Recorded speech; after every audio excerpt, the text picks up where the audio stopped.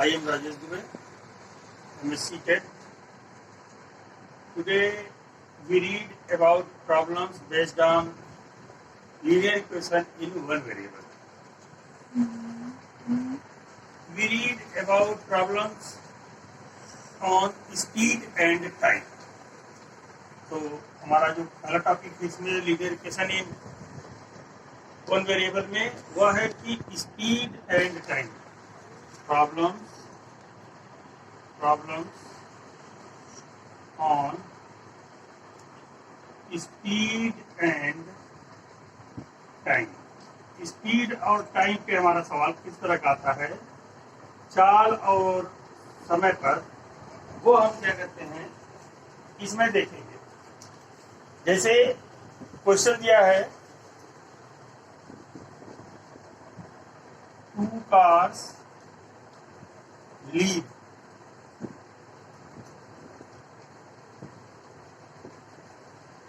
Ghazipur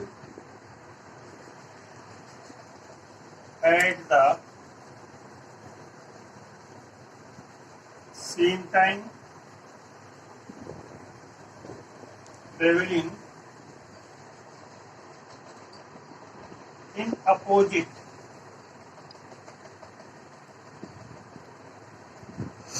direction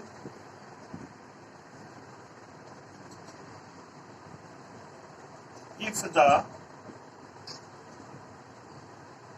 average speed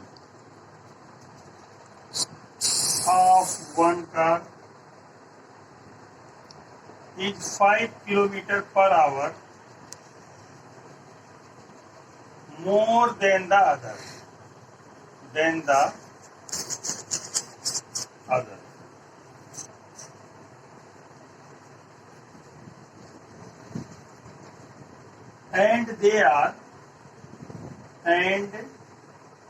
they are 425 kilometers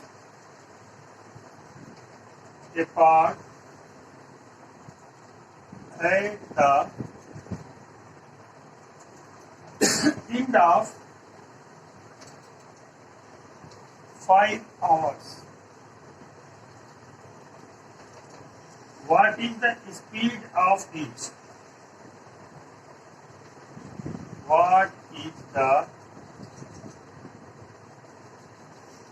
speed of each? तो इसको लगाने के लिए हम क्या करेंगे, सवाल क्या कह रहा है पहले हमें ये देखना है। 2 कार हैं जो कि गाजीपुर नामक शहर से एक समय पर छोड़ी जाती है विपरीत दिशाओं में, अपोजिट डायरेक्शन माने विपरीत दिशाओं में। मान लीजिए यहाँ पे ये गाजीपुर है जिसको जी से डिनोट किए हैं, या लिख दे रहे हैं पूरा गाजीपुर। यहां से एक कार इस साइड जा रही है इस तरह से, ये कार फर्स्ट है और ये कार सेकेंड है।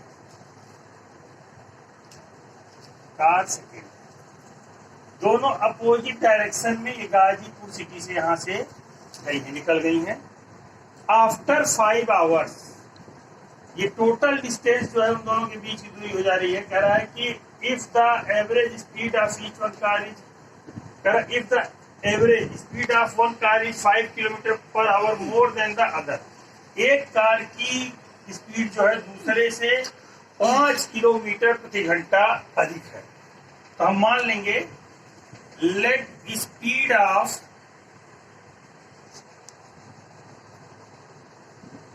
First car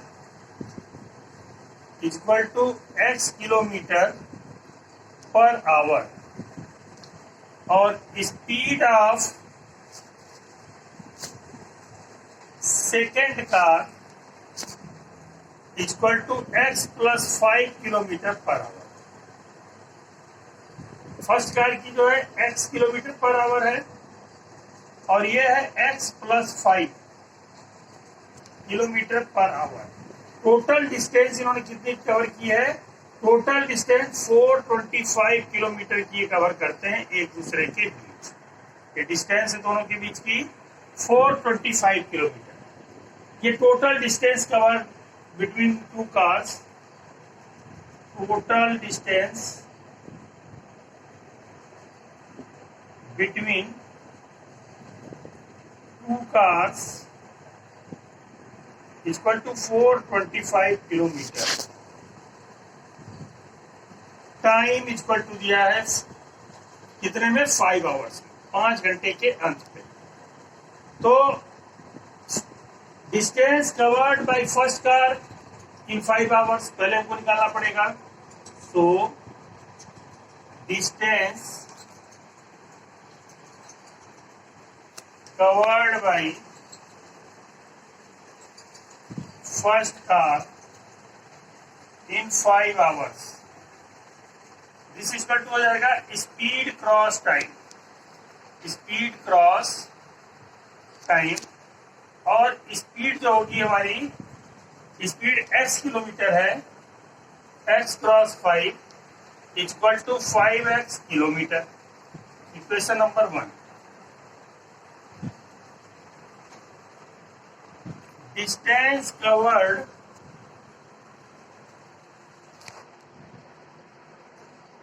bye second car in 5 hours, this equal to हो जाएगा x plus 5 into 5, 5x plus 25 kilometre. Equation 2। यही डिस्टेंस जो है पहली और दूसरी कार द्वारा तय की गई दूरी ही 425 किलोमीटर के बराबर। तो बाय क्वेश्चन क्या हो जाएगा, by question 5x plus 5x plus 25 equal to 425। तो 10x equal to 425 minus 25 equal to 400, x equal to 400 by 10 equal to 40 kilometre per hour. So speed of first car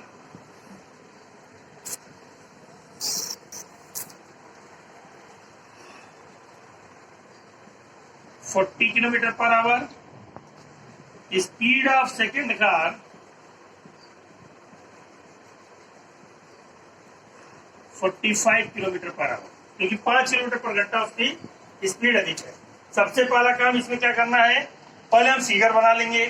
opposite direction एक स्थान लिखा है, उसके तरफ दोनों विपरीत दिशा में कार जा रही हैं। पहली कार की जो स्पीड है दूसरी कार से 5 किलोमीटर प्रति घंटा कम है, यानी कि पहली की अगर x है तो दूसरे की x plus 5 kilometre per our हो गई। दोनों की स्पीड हमने अलग अलग लिख ली।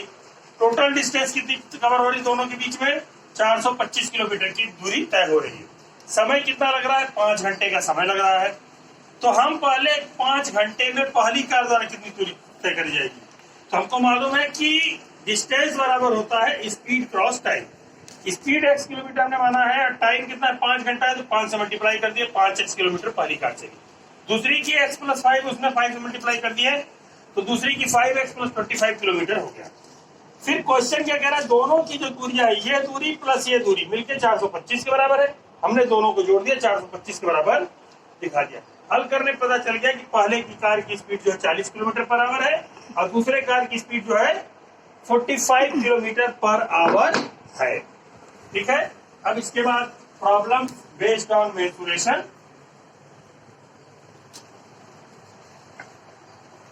अब मेंसुरेशन पे आधारित एक प्रॉब्लम हम लोग देख लेते हैं और इसी के साथ ही पूरा चैप्टर लगभग समाप्त हो गया है।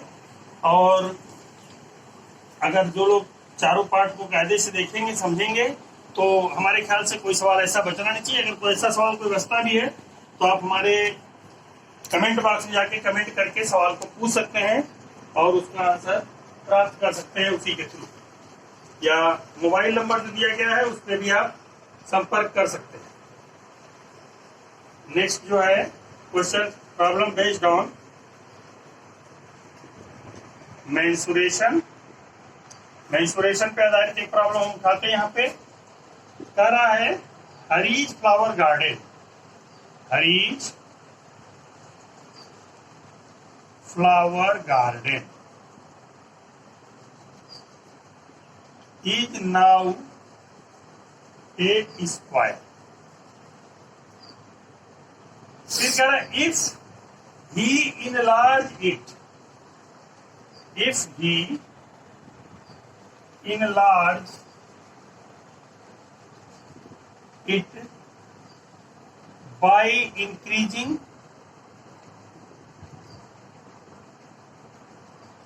the width 1 meter and the length 3 meter. The area will be 19 square meter more than the present area. What is the length of side now?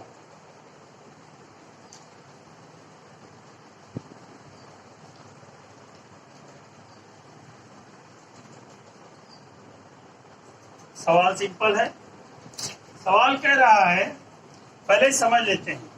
हरी का एक फूल का बगीचा है, Hari flowers garden is now a square. Hari का फूल का बगीचा जो है एक स्क्वायर के आकार का है, मतलब कि एक वर्ग के आकार का है। इस तरह से ये हमारा हरी का स्क्वायर का एरिया हो गया ABCD, और ये जो है इसकी ईच साइड जो है x मीटर हमने मान ली, x metre, x metre, x metre. फिर कह रहा है if we enlarge it by increasing the width in 1 metre and length in 3 metre. तो ये क्या कर रहा है, ये इसको थोड़ा सा बड़ा कर रहा है।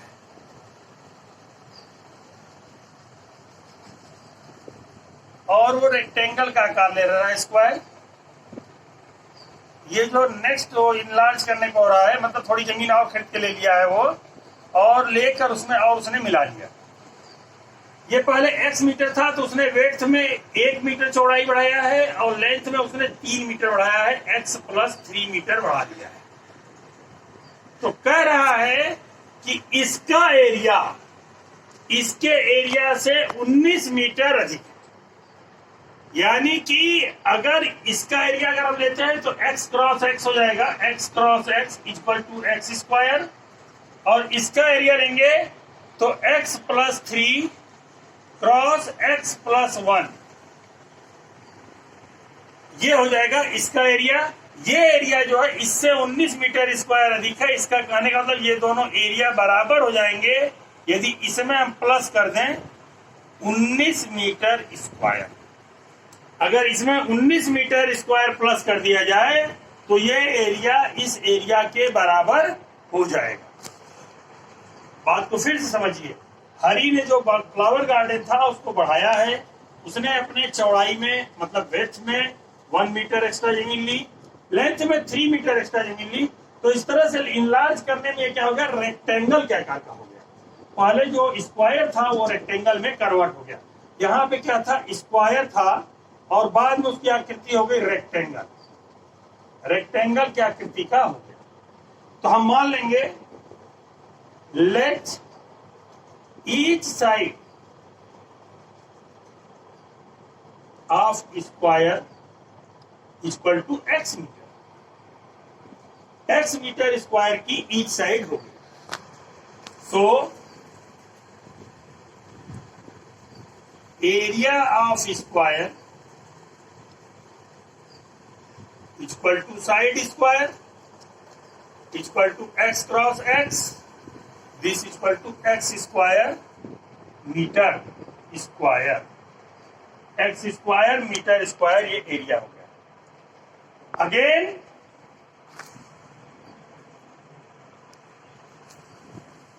If enlarge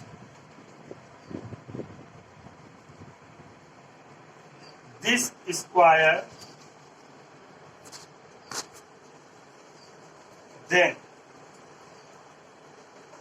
length of rectangle, length हो जाएगी x plus 3 metre, breadth of rectangle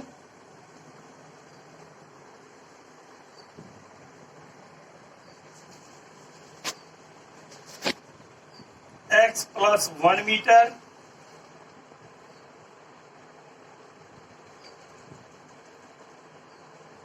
area equal to हो जाएगा L क्रॉस बी, हमको मालूम है लेंथ क्रॉस ब्रेथ होता है।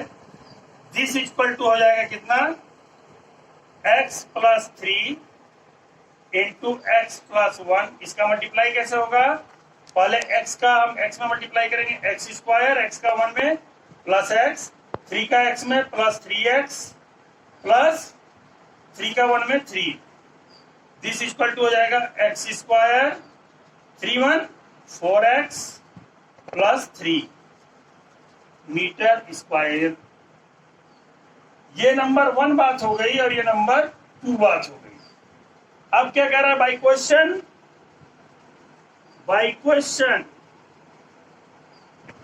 X square plus 4x plus 3 equal to किसके है, एक्स स्क्वायर, और इससे 19 मीटर स्क्वायर अधिक था तो इसमें प्लस 19 और जोड़ देंगे, प्लस 19। तो एक्स स्क्वायर इधर भी है, एक्स स्क्वायर इधर भी है, ये दोनों इक्वल टू किधर है, कट जाएगा। ये बचेगा 4x बराबर 19 माइनस 3 इक्वल टू 16। तो x इक्वल टू हो जाएगा 16/4, 4 1 जा 4, 4 4 जा 16 equal to 4 metre. So each side of square equal to 4 metre. Answer आ जाएगा 4 मीटर, इसका आंसर हो जाएगा ईच साइड ऑफ स्क्वायर के लिए। प्रत्येक साइड स्क्वायर की जो है 4 मीटर हो जाएगी। कैसे हो गई, हमने पहले क्या किया है, हमारा सवाल ये कह रहा है कि एक स्क्वायर है, उसकी चौड़ाई में 1 मीटर बढ़ाया गया, लंबाई में 3 मीटर बढ़ाया गया, तो हमने उसको इनलार्ज कर दिया, तो x को भी x प्लस 1 कर दिया, x प्लस 3 कर दिया। इसका एरिया और इसका एरिया, ये रेक्टेंगल का एरिया और स्क्वायर का एरिया बराबर हो जाता, कब ये 19 मीटर स्क्वायर बढ़ गया तो 19 मीटर स्क्वायर इसमें हमने क्या किया, ऐड कर दिया। ऐड करने के लिए हमने मान लिया कि इस साइड स्क्वायर x है, स्क्वायर का एरिया निकल गया x स्क्वायर। इनलार्ज करने पे रेक्टेंगल का जो लेंथ है x प्लस 3 और ब्रेथ जो है x प्लस 1, एल गुणे बी किया, आंसर आया इसका ये। फिर आगे हल किया गया और x की वैल्यू 4 मीटर आ गई, यानी कि 4 मीटर थी, 4 4 जा 16 मीटर स्क्वायर पहले इसका एरिया था। बाद में क्या हो गया, 4 4 में 3 जोड़ा 7 और 4 1 5, 35 मीटर स्क्वायर बाद में हो गया। 16 और 35 में कितने का डिफरेंस है, 19 का डिफरेंस है। तो हमारा आंसर क्या है, एकदम सही है, अब करेक्ट है। यहाँ पे हमने चेक भी कर लिया और इस तरह से आंसर सॉल्व हो गए। इस तरह से हम जितने भी linear equation in one variable पे आधारित प्रॉब्लम्स हैं, इन सब एग्जांपल्स को समझकर अच्छे से लगा सकते हैं। अगर आपको हमारा चैनल ये समझ में आया हो, अच्छा लगा हो, तो लाइक करिए, सब्सक्राइब करिए और शेयर करिए और कमेंट करिए, और देखने के लिए और लोगों को भेज